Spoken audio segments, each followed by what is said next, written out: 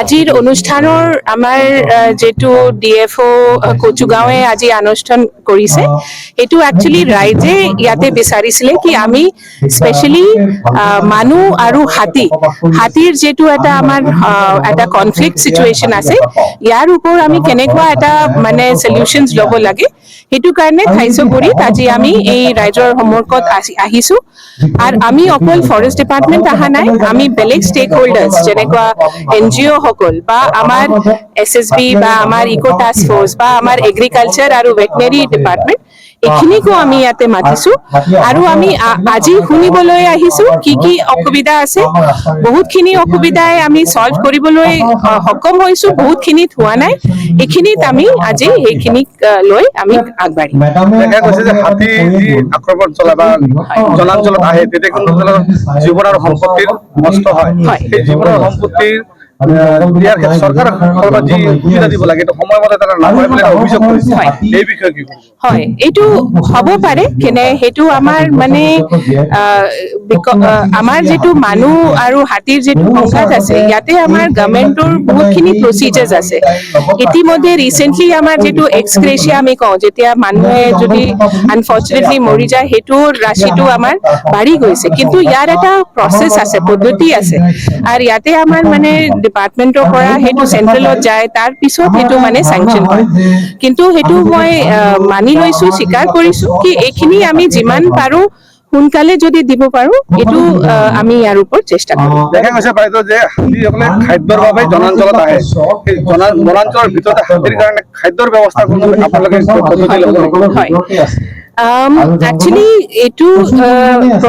অকমান মানে এটো যদি আমি মই কব পাৰো কি হাতী অকল খাদ্যৰ কাৰণে নাহে হাতীৰ এটো আগত এটো ৰাস্তা আছিল আপোনালোকে জানে যেটো আমি এলিফেন্ট কৰিডৰ কওঁ কেনে সেই গোটেই অঞ্চলটো আগতে ৰিপুচিৰাং এলিফেন্ট ৰিজাৰ্ভ আছিল তো এই হাতীটো এটোই চিনি পায় কি এটো মোৰ ৰাস্তা আছিল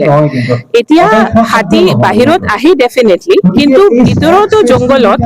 আমাৰ যেটো আমাৰ ঘাঁহ হোক বা আমাৰ যেটো হাতীৰ খাদ্যৰ হেৰি আছে এখিনি প্লান্টেশনো আমি লৈ আছো কিন্তু তথাপি হাতীটো বাহিৰত আহিবই কেনে হেতু তাৰ নেচাৰত আছে কেনে হেতু মানে তাৰ নিয়ম কি মানে এটো বাহিৰত আহিব এটো কাৰণে আমি এইবিলাক যেনেকুৱা সোলাৰ ফেন্স বা আমি যেটো এটা লাইফস্টাইল চেঞ্জ যেটো কওঁ মানে বহুত এৰিয়াছত আমাৰ এতিয়া যেটো হাতীৰ খাদ্য নহয় এখিনি আমি তাতে লগাব পাৰো তেতিয়া মানে মানুহৰ যেটো ডিস্টাৰবেন্সটো কম হয় বাট এইবিলাক আমি আলোচনা কৰি বেলেগ ধৰণৰ দং কেতিয়াও হৈ নাথাকে দুজন মানুহ ঢুকাই থাকিলে লাগিব তাৰ পিছতে দং বিলাক দুজন মানুহ ঢুকাই থাকিলে মই প্ৰত্যেকজনৰ ঘৰত আহিছো কৈছে ইহঁতে ক'লে যে স্যাৰ আমাৰ গাঁৱৰ মানুহবিলাকে অলপ পিছপৰা বা এনেকুৱা বুজিও নাপায় কথাবিলাক এবাৰ যদি এখন এৱাৰনেছ মিটিং কৰি পেলাই তেখেত ক'বলৈ যদি তেতিয়া বহুতখিনি মানুহ আহিব বহুত মানুহ ইনভলভ হ'ব তেতিয়া বহুতখিনি কথা জানিব পাৰিব একৰ্ডিংলি মই আলোচনা কৰিলোঁ আমাৰ ইয়াতে বিচিন্ত যে আছে আলোচনা কৰি পেলাই আজি প্ৰগ্ৰামটো ঠিক কৰিলোঁ বাইদেউক খবৰ দিলোঁ চবকে খবৰ দিলোঁ বাইদেউ আহিলে সেনেকুৱাকৈ যদি আমি এৱাৰনেছ মিটিং লৈ থাকিব পাৰোঁ আৰু এৱাৰনেছ মিটিঙৰ জৰিয়তে ধৰক এতিয়া এৱাৰনেছ মিটিং কৰাৰ লগে লগে আমাৰ ধৰক বহুতখিনি এজেঞ্চি আহি যায় এতিয়া ধৰক অৰণ্যক আহিছে অৰণ্যকৰ পৰা ইহঁতে বস্তুখিনি বুজাইও আছে তাৰ পৰা নেমুৰ পুলি সিহঁতে যোগান ধৰিছে WTI নেমুৰ পুলি যোগান ধৰিছে আৰু নেমুৰ পুলিটো এটা নেচাৰেল বেৰিয়াৰ হয় হাতীৰ কাৰণে নেমুৰ গছডাল ডাঙৰ হৈ যাব কাটাই মানে হাতীটো পাৰ হৈ নাযায় তাৰ বাহিৰেও আমাৰ SSBক আমি ইনভলভ কৰিছোঁ SSBয়ে ধৰক এই ভেকচিনেশ্যনৰ কাৰণে সহায় কৰিছে গৰু ম'হৰ ভেকচিনেশ্যনৰ কাৰণে যিবিলাক ভেকচিনেশ্যন আপোনাৰ গাঁৱৰ মানুহ সচৰাচৰ কৰিব গ'লে যথেষ্ট খৰচা পৰে সিহঁতে ফ্ৰী অফ কষ্ট কৰি দি আছে তাৰ ওপৰতো আমাৰ